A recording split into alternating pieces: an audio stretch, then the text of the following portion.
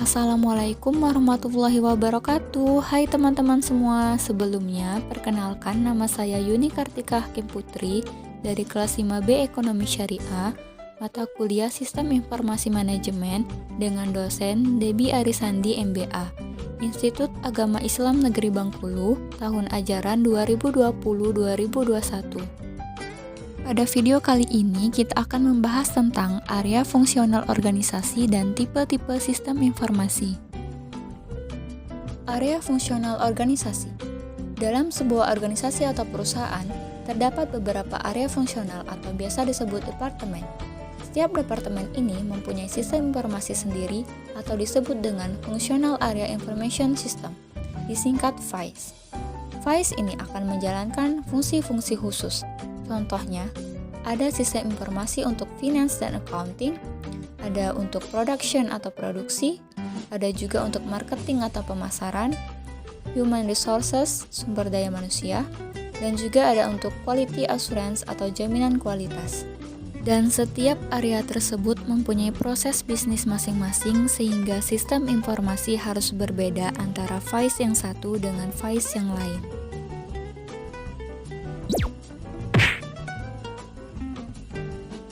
Accounting and Finance Information System. Fungsi dari Departemen Accounting dan Finance yaitu mengelola keuangan dalam suatu perusahaan atau organisasi yang meliputi arus masuk dan arus keluar uang. Berikut tugas dari departemen ini. Yang pertama, mengatur administrasi keuangan dalam perusahaan. Yang kedua, membuat dan menyusun laporan keuangan, misalkan mulai dari analisis semua transaksi, lalu pencatatan ke dalam jurnal, neraca, sampai ke laporan laba rugi dan laporan perubahan ekuitas atau modal. Ketiga, melakukan pembukuan mengenai berbagai aktivitas keuangan dalam perusahaan. Dan terakhir, membuat anggaran pendapatan dan beban secara berkala atau periodik yang biasanya dibuat dalam 1 tahun anggaran. Production Information System.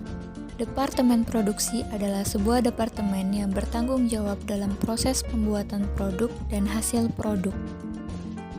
Adapun tugas pokok dari departemen ini yaitu yang pertama, mengatur para karyawan di bagian produksi, seperti mengkoordinir untuk melakukan pengoperasian mesin produksi, apakah sudah sesuai standar operasi atau belum. Yang kedua, membuat dan menciptakan hasil produk sesuai kualitas dan kuantitas yang sudah ditetapkan oleh perusahaan.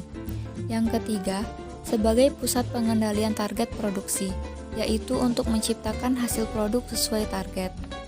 Yang terakhir, meminimalisir barang reject dari hasil produksi, seperti melakukan pengecekan terhadap bahan baku yang sudah tidak layak digunakan.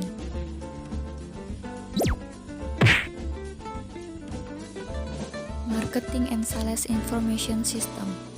Marketing dan sales ini merupakan sebuah departemen yang bertanggung jawab atas penjualan dan pemasaran produk yang dihasilkan oleh perusahaan, dan merupakan salah satu departemen yang sangat penting bagi perusahaan.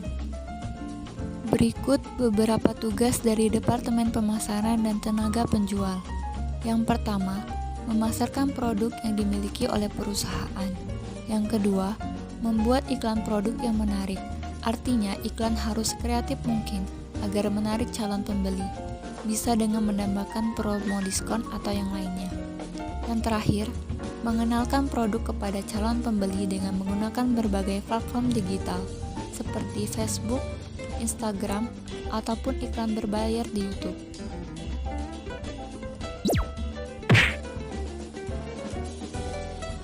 Human Resources Information System.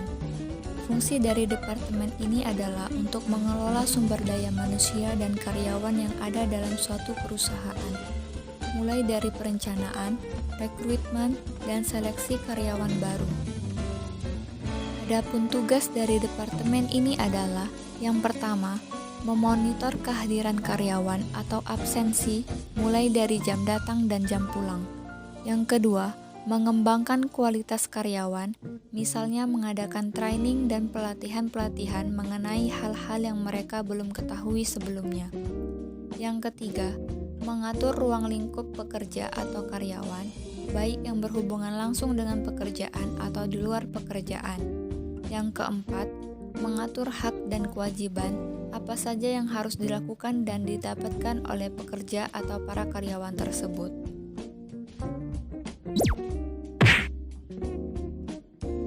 Quality Assurance Information System. Departemen Quality Assurance ini merupakan divisi perusahaan yang mengatur dan menjaga standar kualitas barang yang bermutu, supaya tidak ada produk yang kurang baik terjual. Berikut beberapa tugas dari departemen ini. Yang pertama, melakukan tes quality produk, yaitu untuk mengetahui tingkat kualitas atas produk yang dihasilkan.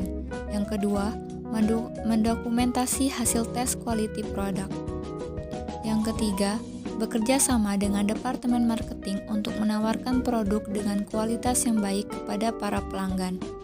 Yang terakhir, mengambil sampel produk yang dihasilkan dari Departemen Produksi untuk diuji kualitas produknya sebelum dipasarkan kepada masyarakat. Tipe-tipe sistem informasi. Perlu kita ketahui bahwa ada 4 tipe dari sistem informasi dalam melayani berbagai tingkatan organisasi yang berbeda dalam suatu perusahaan, yaitu pada tingkatan pertama ada namanya TPS atau Transaction Processing System. Berikutnya ada MIS atau Management Information System. Lalu tingkatan yang ketiga ada DSS atau Decision Support System.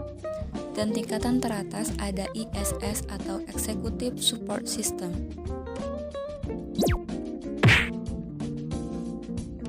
Transaction Processing System atau TPS adalah sistem terkomputerisasi yang menjalankan dan menyimpan transaksi rutin setiap harinya dalam berbisnis. Input pada level ini adalah transaksi dan kejadian. Prosesnya meliputi pengurutan data, melihat data, dan memperbarui data. Sedangkan outputnya berupa laporan yang detail, daftar lengkap, dan ringkasan.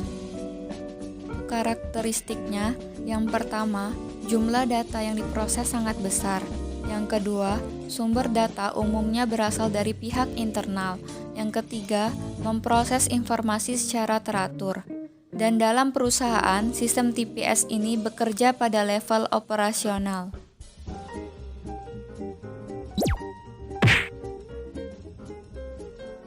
Manajemen Information System atau MIS adalah kumpulan dari sistem-sistem yang menyediakan informasi untuk mendukung manajemen.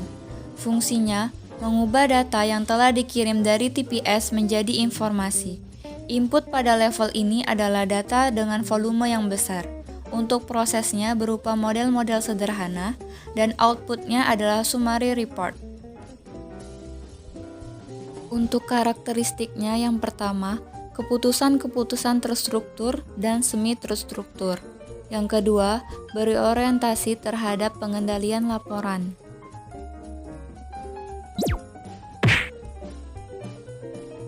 Decision Support System atau DSS adalah sistem informasi yang ditujukan pada suatu masalah tertentu dan harus diputuskan oleh manajer. Fungsinya mendukung kerja satu manajer secara khusus untuk membuat keputusan. Inputnya berupa data dengan volume yang rendah, prosesnya adalah interaktif, dan outputnya berupa decision analysis. Untuk karakteristiknya yang pertama berfokus pada proses keputusan daripada proses transaksi. Yang kedua, dirancang dengan mudah dan dioperasikan oleh manajer. Yang ketiga, mampu memberikan informasi yang berguna bagi analisis kegiatan manajerial. Executive Support System atau ISS adalah sistem informasi pada strategic level sebuah organisasi yang dirancang untuk tujuan pengambilan keputusan yang tidak terstruktur. Input pada level ini adalah aggregate data. Proses dalam sistem ini adalah interaktif, sedangkan outputnya adalah projection. Untuk karakteristiknya, yang pertama, top level management atau manajemen tingkat atas. Yang kedua, hanya didesain untuk individu saja. Baiklah teman-teman, sekian penjelasan dari saya, semoga bermanfaat dan apabila terdapat banyak kekurangan, saya mohon maaf. Wabillahi taufiq wal hidayah. Wassalamualaikum warahmatullahi wabarakatuh.